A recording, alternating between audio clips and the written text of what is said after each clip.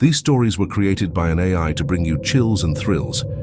If you notice any mistakes or odd phrasing, I sincerely apologize. Sit back, enjoy the eerie atmosphere, and remember, sometimes the scariest things are closer than you think.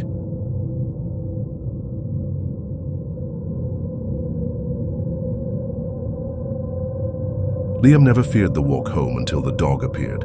It was always there, waiting at the edge of the parking lot, its matted black fur blending into the darkness.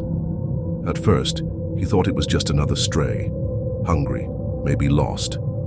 He'd toss, ate scraps from his lunch, speaking in soft tones, but the dog never came closer, never ate what he offered. It just watched. Then he noticed the eyes. They weren't right, too large, too human. The way they followed him, unblinking, as if they knew things they shouldn't. One rainy night, Liam finally snapped. "What do you want?" he hissed into the dark. The dog stepped forward. Its muzzle was smooth, no mouth, no nose, just fur stretched tight over blank flesh. Liam stumbled back, but the creature moved faster, its body twisting in ways that made his stomach lurch. It rose onto its hind legs, too tall, too wrong, and pressed a paw against his chest. The next morning, Liam's co-workers found his locker filled with clumps of black fur. His jacket still hung inside, but the sleeves were sewn shut.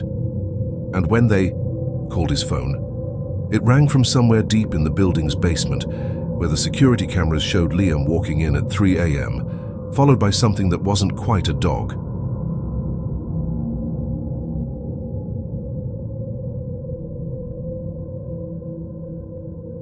The howling started on their third night in the new house. Emma insisted it was just a coyote, but David knew better. Coyotes didn't sound like that, like a soul being torn in half. He traced the sound to the old graveyard behind their property. The stones were weathered, names erased by time except for one. A small marker nearly hidden by weeds read, "Here lies Scout, a good boy."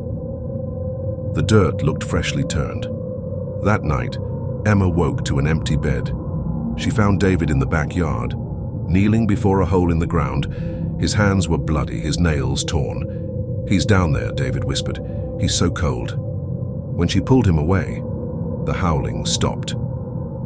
The next morning, David was gone. The hole was deeper now, wide enough. For a man, at the bottom lay his favorite jacket, chewed, muddy, and stinking of wet dog. The howling never returned. But sometimes, when the moon is full, Emma swears she sees something moving through the graveyard, something low to the ground, something dragging a familiar red leash behind it.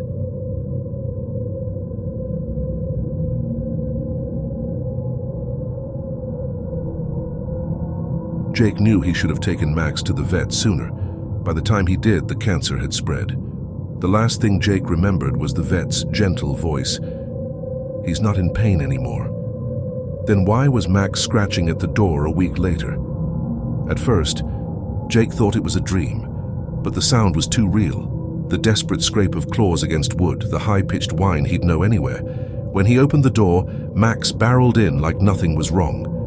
Except, everything was wrong. The fur around Max's belly was gone, revealing grayish skin stretched tight over protruding ribs.